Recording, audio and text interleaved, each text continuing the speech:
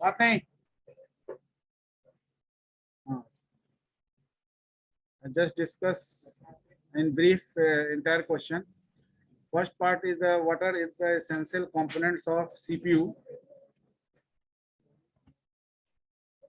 Okay. Discuss the function of each component. It is okay?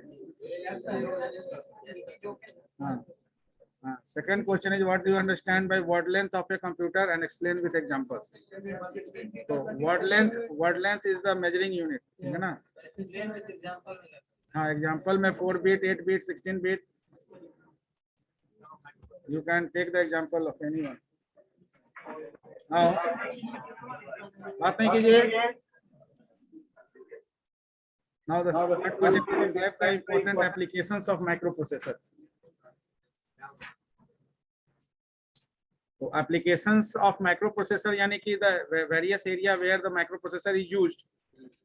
तो application आप various embedded system का example दे सकते हैं, ठीक है ना? Devices का example दे सकते हैं जहाँ पर आप यूज कर रहे हैं, स्मार्टफोन का यूज कर सकते हैं, वेरियस जहां पर भी माइक्रो प्रोसेसर यूज हो रहा है तो एप्लीकेशन एरिया आपको डिस्कस करना है with examples. And what do you understand by main memory, secondary memory and cache memory. So you already know the role and responsibilities made by the particular memory. हाँ चलो sir ये very short में इसका answer देना है.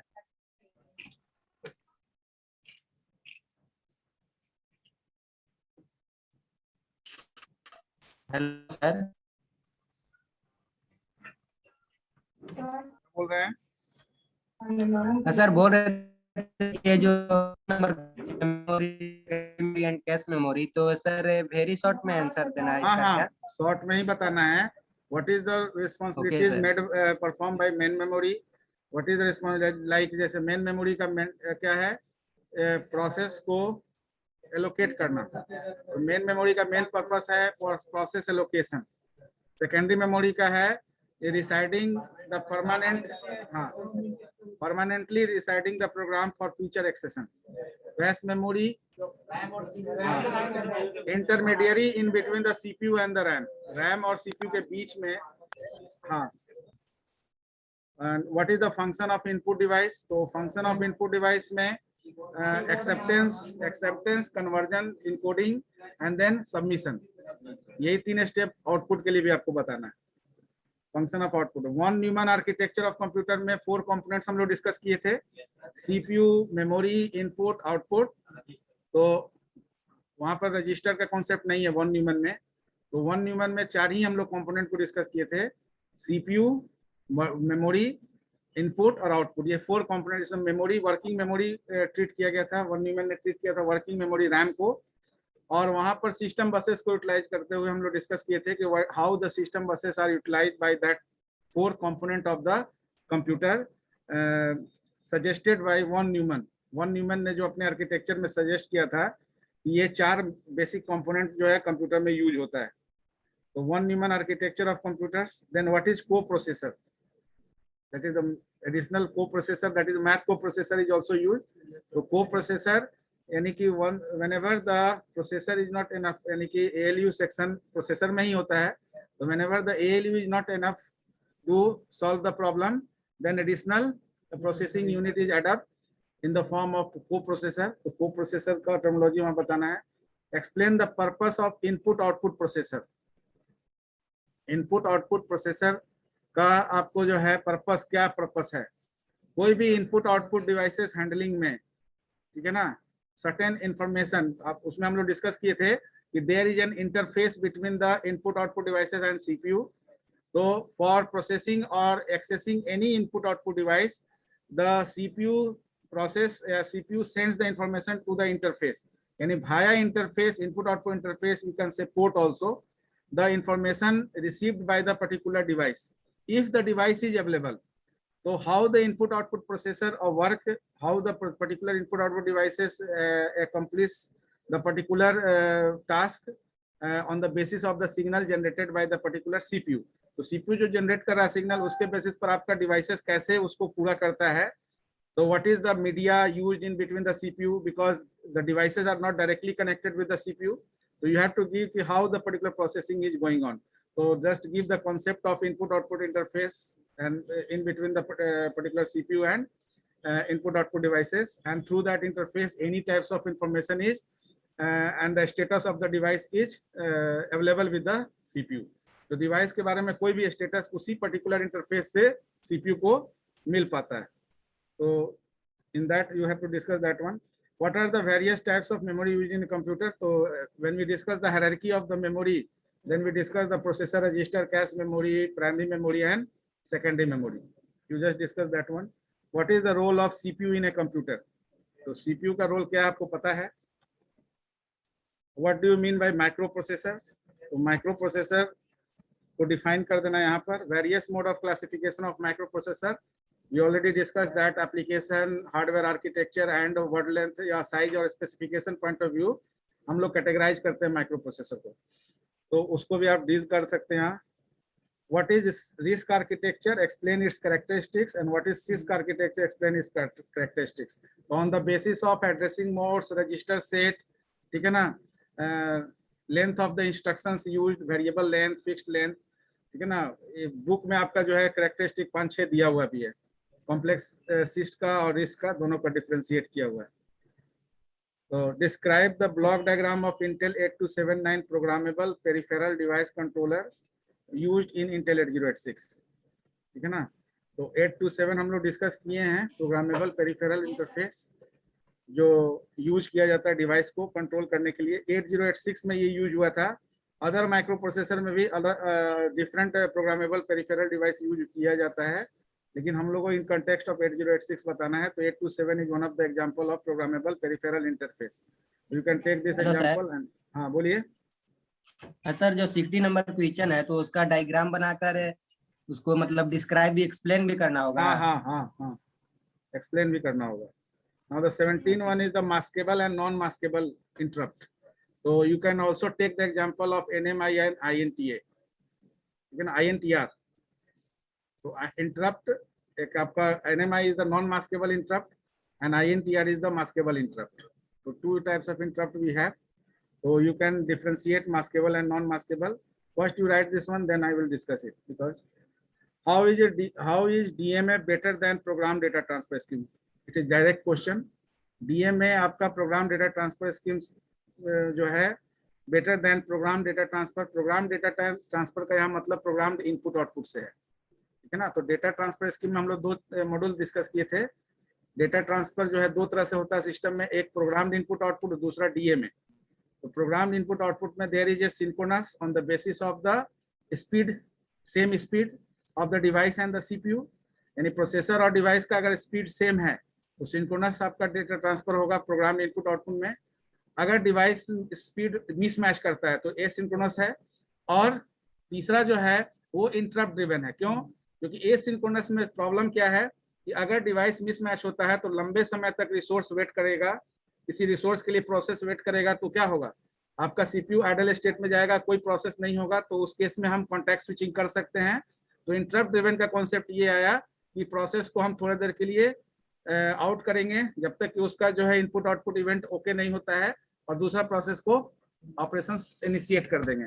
That is the concept generated as a solution for that in asynchronous data transfer. तो better than बताने के लिए आपको डीएमए में क्या है. तो डीएमए में आपका जो है डायरेक्ट मोड ऑफ एक्सेसिंग होता है. तो data is transfer in between the source and destination directly without any CPU intervention.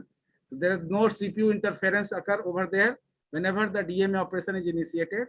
So you can take the advantage part of that DMA to write up the question of this. DMA better क्यों है? इसलिए है. Then explain DMA operation. तो DMA operation को explain करने के लिए आप डायग्रामेटिक बता सकते हैं कि DMA ऑपरेशन इनिशिएट कैसे होता है. यहाँ पे कोई कंट्रोलर नहीं, केवल एक DMA चैनल दिखाएंगे, उसमें रिक्वेस्ट और एक्नॉलेजमेंट को रिप्रेजेंट करेंगे. Explain the DMA controller used in Intel 8086. Intel 8086 में जो डीएमए कंट्रोलर हुआ, तो अब यहाँ पर आप 8237 या 8257 का एग्जांपल ले सकते हैं, ठीक है ना. और उसका डायग्रामेटिक रिप्रेजेंटेशन बताएंगे. और फिर अगर 8237 लेंगे तो उसमें 4 इंडिपेंडेंट डीएमए चैनल भी बताएंगे. यानी कि हमारा 4 डीएमए चैनल है यानी कि हर इंडिपेंडेंट और इंडिपेंडेंट प्रोग्राम डीएमए चैनल में रिक्वेस्ट और एक्नॉलेजमेंट सेपरेटली होगा। तो ये पर्टिकुलर डीएमए कंट्रोलर को यहाँ पर मेंशन नहीं है, लेकिन you can take the example of particular DMA controller used in Intel 8086। Associated component आप शॉर्ट नोट्स है। Define computer architecture and briefly explain its different classification using suitable diagram. तो computer architecture और different classification क्या होगा? Architecture में different classification आप दे सकते हैं, रिस्क सिस्क, ठीक है ना। कंप्यूटर एप्लीकेशन आर्किटेक्चर को आप क्लासिफाइड ऑब्जर्व करेंगे तो कंप्यूटर आर्किटेक्चर बेसिकली क्या है, आपका माइक्रो प्रोसेसर का ही कैटेगराइजेशन है। क्वेश्चन पूछने का तरीका केवल बदला गया है, ठीक है ना। तो यहाँ पर भी आपको वही चीज लिखना है, साइज, एप्लीकेशन और पॉइंट ऑफ व्यू से, आपका हार्डवेयर और आर्किटेक्चर पॉइंट ऑफ व्यू से जो कंप्यूटर को जो है अलग अलग कैटेगराइजेशन करते हैं। Right short notes on evolution of micro processor. तो इवोल्यूशन में हिस्टोरिकल आपको वर्ड लेंथ के बेसिस पर आप उसको बता सकते हैं। Explain right with proper diagram explain DMA transfer इन 8086। तो डीएमए ट्रांसफर 8086 में हम लोग डिस्कस किए थे डीएमए ऑपरेशन। तो वहां पर आप कोई एग्जांपल लेकर बना सकते हैं या रिक्वेस्ट ग्रांट पिन दिखाकर आप वहां पर ये एक्सप्लेन कर सकते हैं। Define micro processor giving brief example of few micro processors. तो इसमें भी बहुत सारा माइक्रो प्रोसेसर, कोई भी एग्जांपल कुछ 2-3 का दे सकते हैं, जैसे 4 बिट का ले लीजिए, 8 बिट का ले लीजिए, 16 बिट का, कोई एग्जांपल ले सकते हैं। Now explain function of following pin. AD0 to AD15 का क्या काम है? A16/S3 से A19S6, ये दोनों पिन का क्या फंक्शनिंग है, ठीक है ना। तो AD0 टू AD15 आपको पता है, this is the particular address and data bus line, यानी कि आपका ये जो पिन है 16 पिन, ये एड्रेस और डेटा मल्टीप्लेक्स्ड है। तो डेटा बस और एड्रेस बस दोनों पर्पस को ये पिन फुलफिल करता है। By default initially address bus का काम करता है, लेकिन whenever there is a need of data for processing point of view, then your ALE address latch enable is disabled. वो इनेबल रहेगा तब तक एड्रेस बस काम करेगा। जैसे ही ALE 0 होगा तो फिर आपका ये स्विच कर जाएगा डेटा बस के लिए और data movement initiated through that pin. Now what do you mean by instruction format? तो यहाँ पर पहले इंस्ट्रक्शंस को डिफाइन करना होगा आपको कि basically as we know that instruction is the command given to the computer to perform any operation and to initiate and to write any instruction there is a need of a standard format. Though in assembly language the instruction format consists of 3 field: opcode field, operand field and the mode field. Out of these 3 field, mode field is optional.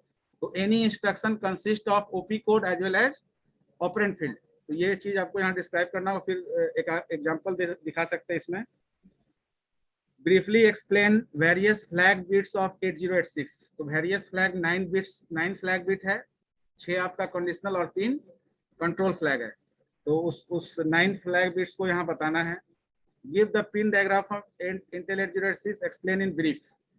Briefly आपको explain करना है, तो इसमें explain briefly आप हर pin का कर दीजिएगा, जैसे 16, हाँ, ज्यादा डिटेल में कुछ नहीं लिखना है। हाँ बस।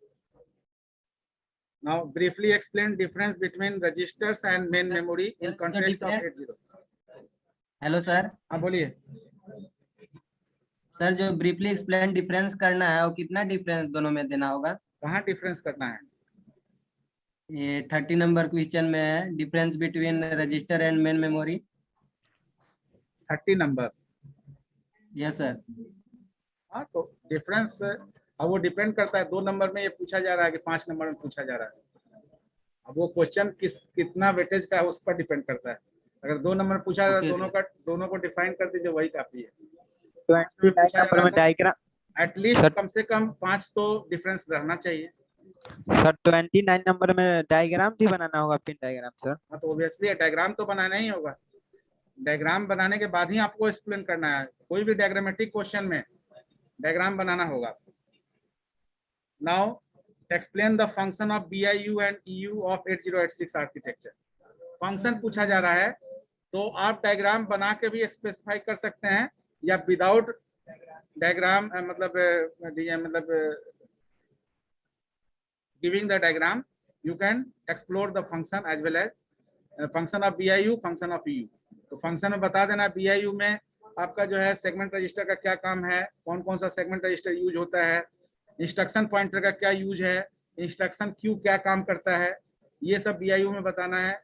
कितना उसके बाद EU में आपको ये बताना है कि how many general purpose register is there, what is the purpose of each general purpose register, what is the purpose of index register, what are the various index register we have, ठीक है ना। उसके बाद आपका उसमें pointer register होता है, stack pointer, base pointer, तो उसका क्या रोल एंड रिस्पॉन्सिबिलिटी है, ये सब एक्सप्लोर करना है। तो फंक्शन में केवल फंक्शनिंग पार्ट बताना है, उसका डायग्रामेटिक रिप्रेजेंटेशन नहीं भी करेंगे चलेगा, लेकिन जहां पर ये पूछा गया है आर्किटेक्चर या पर्टिकुलर, वहां पर आपको बनाना पड़ेगा। Now explain status of micro processor when different combination S2-, S1- और S0-। तो ये मैक्सिमम ऑपरेटिंग मोड में ये आपका जो है नोड रहता है S2-, S1- और S0-। तो इसमें स्टेटस बताना है आपको। हाँ, कोई डाउट नहीं है। ये 3 है ना आपका S2, S1, S0, तो 3 से टोटल 8 कॉम्बिनेशन बना है। 8 कॉम्बिनेशन का एक टेबल होगा, नोट्स में देखिएगा। 8 कॉम्बिनेशन का एक टेबल है, उसमें हर पर्टिकुलर कॉम्बिनेशन किसी एक्शन को होल्ड करता है, यानी वो कॉम्बिनेशन में सर्टेन एक्शन परफॉर्म होता है सिस्टम में। वही चीज इसमें बताना है आपको कि ये जो पर्टिकुलर वैल्यू आपका जो S2, S1, S0 का होगा वो कितना होगा। S2, S1, S0 का टोटल 3 इनपुट अगर है तो n number of input generate to the power n number of output.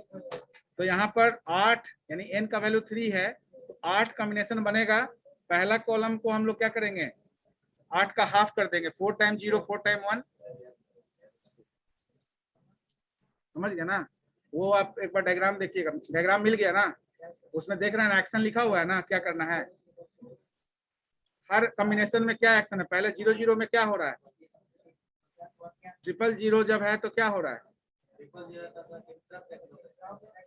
हाँ, इसका मतलब है कि वहाँ कॉम्प्लीमेंट है ना, S2, S1, S0 all are complement form. तो 0 जब जाएगा तो क्या हो जाएगा, 0, 1 हो जाएगा, यानी इंटरप्ट जनरेट हो गया। हाँ, वही बात यहाँ लिखना है। स्टेटस आपको बताना है कि हर कॉम्बिनेशन का स्टेटस क्या होगा। हाँ, टेबल पूरा बनाना होगा, उसके बगल में लिख देना होगा, ज्यादा कुछ नहीं करना, उतना ही करना है। Now explain general purpose register, ये आप कर सकते हैं। Different segment register, code segment, data segment, extra segment, stack segment. Explain any 5 addressing modes of Intel 8086। तो जितना भी हम लोग डिस्कस किए उसमें से कोई भी 5 आप सिलेक्टिव लिख सकते हैं, क्योंकि weightage of question is of 5। तो अगर 5 नंबर में पूछा जाएगा तो उसमें 5 ही बताना है, पूरा नहीं। एड्रेसिंग मोड्स ऑफ इंटेल 8086 क्या है पता है ना, रजिस्टर एड्रेसिंग मोड, ठीक है, और क्या है। नहीं, वो इंस्ट्रक्शन है। 0 एड्रेस 1 है, वो तो on the basis of number of operand used in the instruction, that is the classification of instruction, that is not the classification of your addressing modes. Addressing modes is used for mode field. Mode field के लिए हम लोग addressing mode use करते हैं, और addressing modes जो है आपका 7 या 8 हम लोग डिस्कस किए। इसमें index, base index with displacement, base index, base index register, indirect addressing, direct addressing, पढ़े हैं ना, इमीडिएट एड्रेसिंग मोड। तो ये तो उसमें से कोई भी 5 एड्रेसिंग मोड्स ऑफ इंटेल 8086 में कोई भी 5।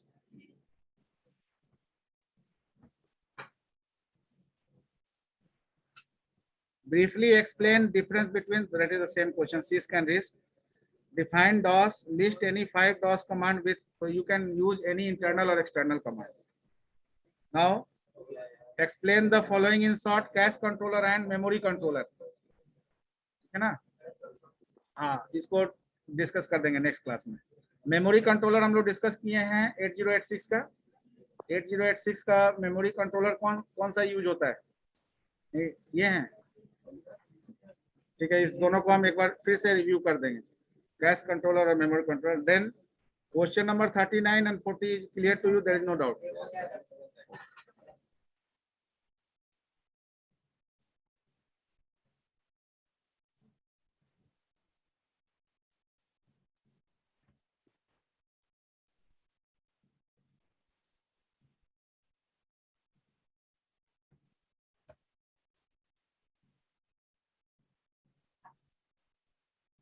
Now, because time is already over, I do not think that in within 10 to 15 minutes any presentation is accomplished. Presentation तो नहीं होगा.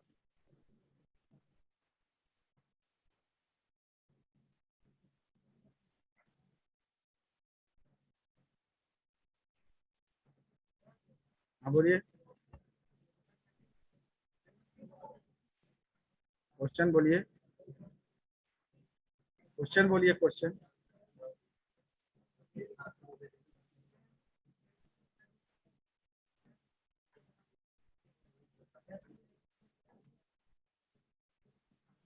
हाँ बोलिए. क्या है क्वेश्चन? हाँ क्या है 32 में क्या है क्वेश्चन?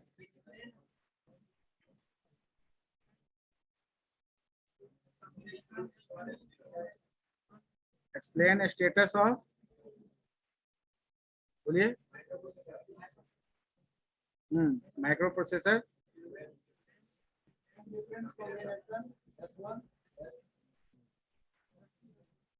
अच्छा अच्छा ठीक है.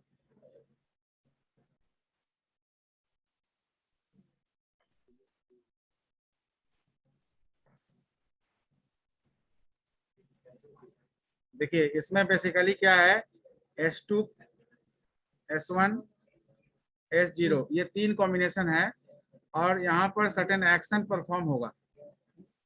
यानी कि अब ये यहाँ पर नंबर ऑफ हमारा जो इनपुट है ये 3 है, इसलिए टोटल कॉम्बिनेशन ऑफ इनपुट हमारा 8 होगा. अब वो 8 को कैसे लिया जाता है, तो 8 को 3 कॉलम में डिस्ट्रीब्यूट करना है आपको. तो पहला कॉलम में इस 8 का हाफ करते हैं, यानी 4 टाइम 0. तो दूसरे कॉलम में 4 का हाफ करते हैं, 2 0 2 1, और इसके बाद इसका हाफ कर 2 का हाफ.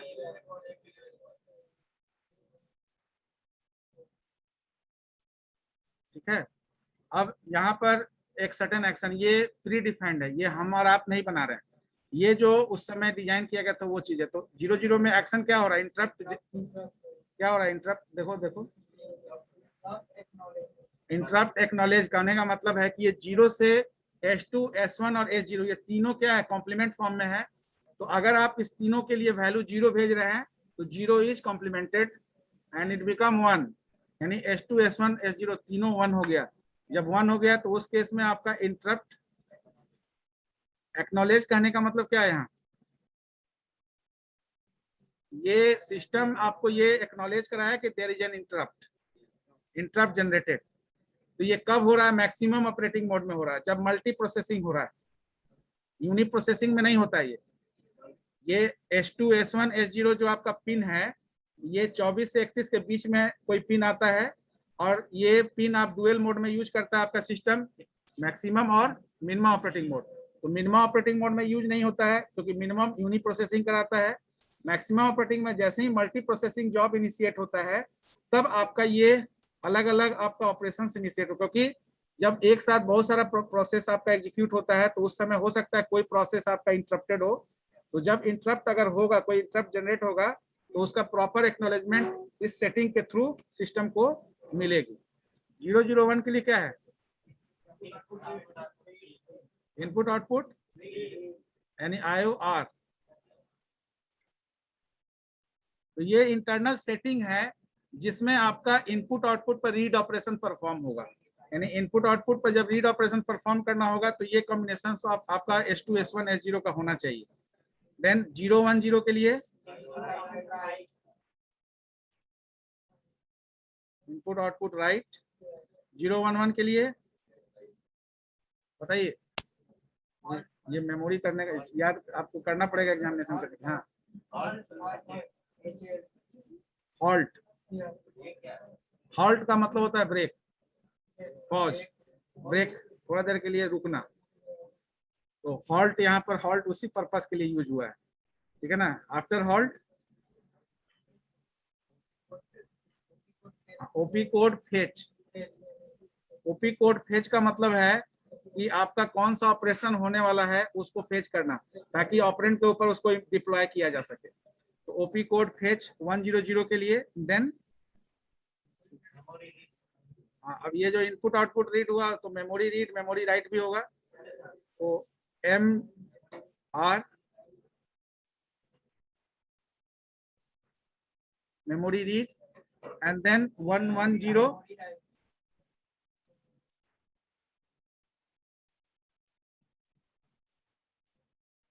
एंड फाइनली देखिए ये 1 होगा तो H2SO कॉम्प्लीमेंट 0 हो जाएगा, तो उसको रिप्रेजेंट करता है इनएक्टिव। इसमें हम लोग कोई चेंजिंग नहीं करेंगे, ये फिक्स्ड है 8086 के लिए।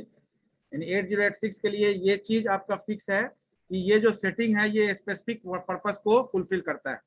तो इसी स्टेटस को आपको बताना है कि S2 S1 S0 का जो different set of input combination बना, इसमें आपका एक्शन क्या परफॉर्म होगा, ये चीज आपको वहां पर डिस्क्राइब करना होगा। Is it clear?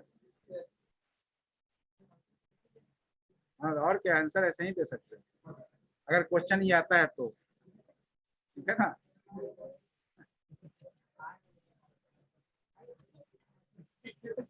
और इसके बाद ये चीज, एक और चीज क्लियर समझ लीजिए, ये जो 40 डिस्क्रिप्टिव क्वेश्चन है that is for only 40 marks. 20 objective is also included in your question. तो 20 objective comes in the form of fill in the blanks, MCQ, match the following, true false, ठीक है ना, in different manner. हाँ, अब या तो किसी question में खाली एमसीक्यू आ सकता है 20 मार्क्स का, केवल फिल इन द ब्लैंक्स भी आ सकता है, या केवल आपका मैच द फॉलोइंग भी आ सकता है, ऐसा भी हो सकता है। और नहीं तो 5 question fill in the blanks, 5 question match the following, 5 MCQ, ऐसे भी हो सकता है। वो डिपेंड करता है सेटर पर कि वो आपको 20 नंबर किस तरह से वर्कआउट करवाते हैं, ठीक है ना। एमसीक्यू दे देंगे तो मल्टीपल चॉइस होगा, उसमें से ऑप्शन सेलेक्ट करना होगा। हाँ हाँ, बस बस पैटर्न वही है जो फर्स्ट का है, लेकिन फर्स्ट में आपका 10 ही ऑब्जेक्टिव था, इस बार ऑब्जेक्टिव 20 कर दिया गया है, क्वेश्चन बैंक शेयर किया गया है। सर टोटल 14 नंबर का होगा ना? हाँ 60।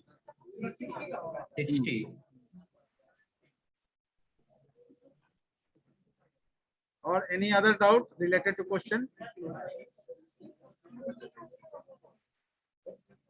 क्वेश्चन नंबर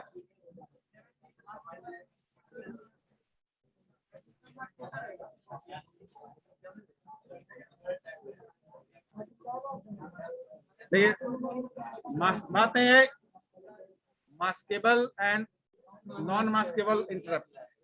मास्केबल इंटरप्ट आपका जो है, मास्केबल का मतलब कि इंफॉर्मेशन, मास्क इंफॉर्मेशन, यानी कि बेसिकली 2 तरह से आपका इंटरप्ट जनरेट होता है। एक, आप बात नहीं करो, एक इंफॉर्मेशन प्रायर इन्फॉर्म करके होगा, यानी कि there is certain rectification provision to rectify the problem, and there is a particular interrupt there where there is no any chance of rectification। जैसे अगर आपका पावर शट डाउन हो गया, यानी कि आपका बैटरी जो है सपोर्ट नहीं है, और आपका जो सिस्टम शट डाउन हो गया, यानी पावर कट हुआ, बैटरी सपोर्ट नहीं है सिस्टम, तो you have no any chance to recover the situation. That means कि no any error message displayed onto the screen, no trigger is fired, ठीक है ना। जैसे अगर हम लोग कोई पर्टिकुलर ऑपरेशन परफॉर्म करते हैं तो ऑपरेशन, ये भी एक प्रॉब्लम है, रिकॉर्डिंग में हम मिनिमाइज नहीं कर सकते हैं। तो अब अगर जैसे यहाँ से हम क्लोज बटन क्लिक कर दें, ठीक है, तो यहाँ तो सेशन यहाँ क्लोज हो जाएगा डायरेक्ट, लेकिन अगर आपका कोई एप्लीकेशंस में क्लोज करता ट्रिगर फायर होता है, तो आपके पास मौका है कि आप उस पर कोई डिसीजन रेक्टिफाई कर सकते हैं, रेक्टिफाइड डिसीजन आप ले सकते हैं, ठीक है ना। तो अगर किसी तरह का कोई इंफॉर्मेशन नहीं है, दैट इज द कोई मास्क मतलब कि एक तरह का इंफॉर्मेशन जनरेट करना, So if there is no pre-information given to you to rectify the problem, that is the non-maskable one. And if there is a information given to you to rectify the situation, if possible for you, आपके लिए अगर possible है तो उसको solve कर लीजिए, सही कर लीजिए, आपका system सही हो जाएगा. So there is two types of interrupt in that particular Intel 806 also, NMI and INTR. So non-maskable interrupt and maskable interrupt. ठीक है ना? So you have to, you also take the example of NMI and INTR to give the answer of that question. ठीक है ना? I will share the details about in your group. उसका details क्योंकि उसमें थोड़ा सा descriptive लिखना पड़ेगा. ठीक है ना? Any other question? No sir. Attendance दीजिए.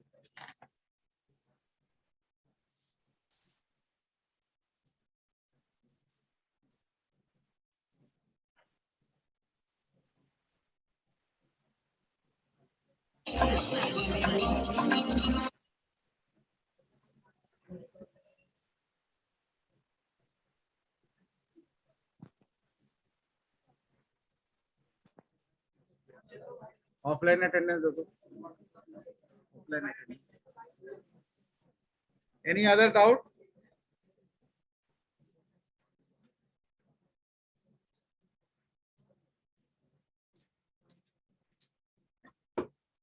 कोई डाउट नहीं है किसी को ना?